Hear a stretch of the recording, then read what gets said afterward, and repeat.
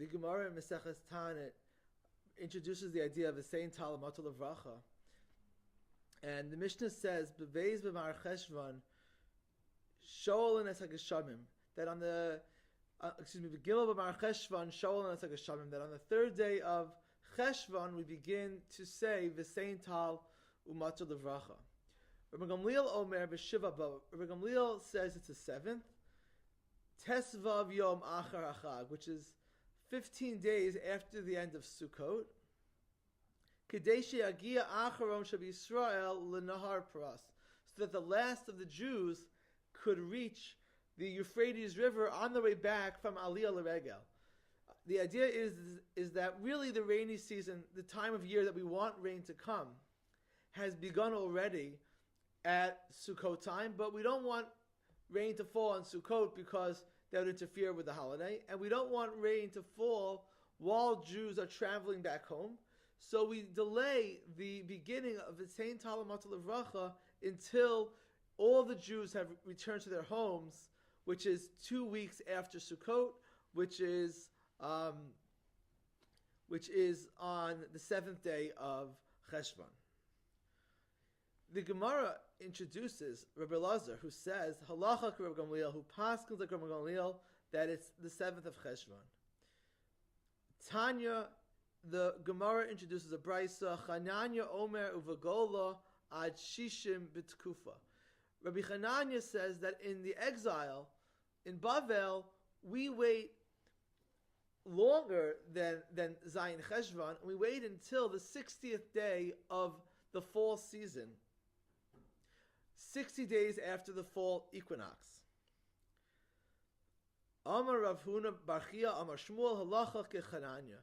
And this is how we paskin that we start saying V'sein Tal Umatar Livracha 60 days into the fall season, which is why the beginning of V'sein Tal Umatar Livracha becomes scheduled based on the solar calendar.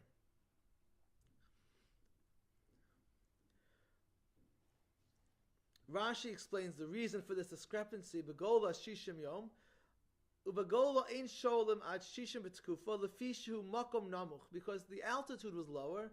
Ve'ein tzricha matar kol kach, and rain wasn't as essential in Bavel as it was in Eretz Yisrael. So, since it was on a lower level, a lower altitude, much more water came flowing down from mountains above. So, since they didn't need the rain as much, they preferred that the rain would wait, and therefore we begin asking V'sein Tal Umatar Livracha 60 days after the equinox, which takes you.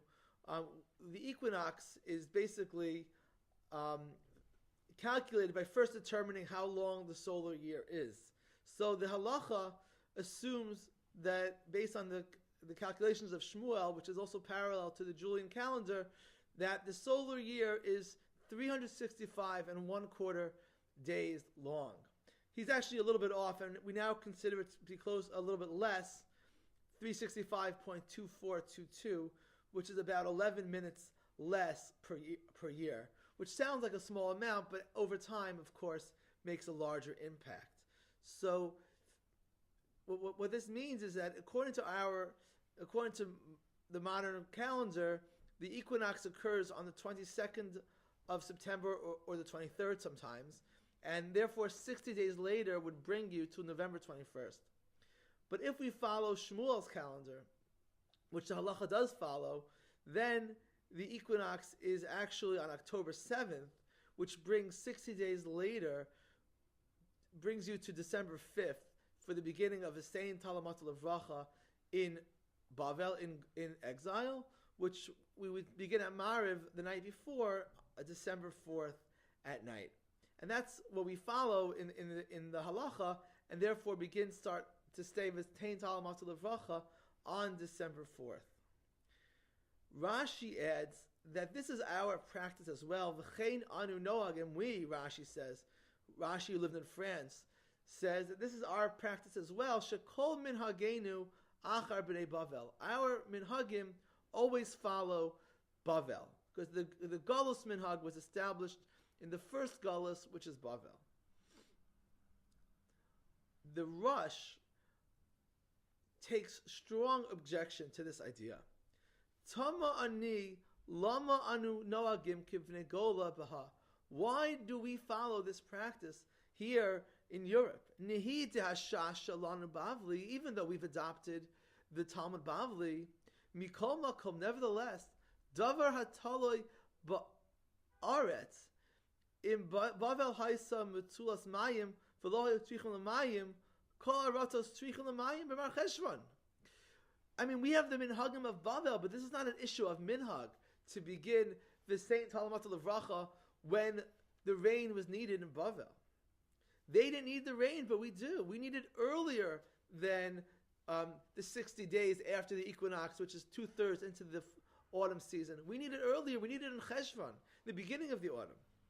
Lama na'acher ha'she'ela ad shishim l'tekufa. Why do we delay saying the same Tal Umatar Livracha until 60 days into the season, as we do?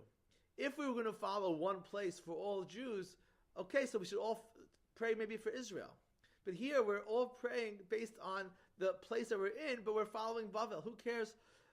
Why should your tefillah in Europe or in America be based on the agriculture or the weather as it impacts in Bavel?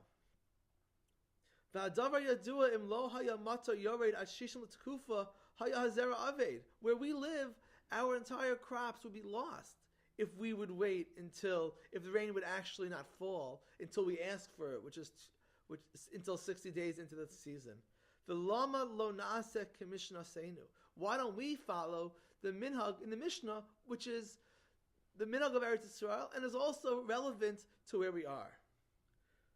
Uber provincia ra'isi shahayu sholim es hageshamim emar cheshvan v'yashar ma'od be'inai. And the Rosh says he actually saw this minhag in Provence, in Europe, that Jews were following the Mishnah and beginning the same Tal Umatar Livracha in Mar Cheshvan. What's interesting is that although the Rosh argued strongly to move the same Tal Umatar to the beginning of the season, to Cheshvan, he was unsuccessful at impacting the general practice which follows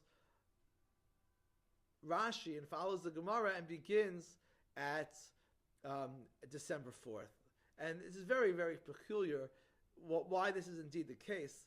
But I think that most likely it's because we always identify ourselves in our exile as Bnei Bavel, descendants of Bavel, in the sense that we can only appreciate the impact of Galut if we also recognize where it came from and how we got to where we are. And we are now in Galus Bavel because we're tracing ourselves back mentally to the time of the actual exile from Eretz Yisrael to where we went to Bavel, which is why right now we exist in an exile. We were not exiled to Europe, we were not exiled to the United States. The root of our exile is when we left Israel. And I think that it's possible that our minhag highlights our connection to the origins of our exile. So we recognize that we're exiled from Israel because we're now extending the exile of Bavel. And perhaps that message is even more important than starting to say the same Tal Umatar Livracha on the exact day that we need it. Because anyway, we're not focusing on this tefillah scientifically, rather experientially, and the way that we perceive things and the way it impacts on us.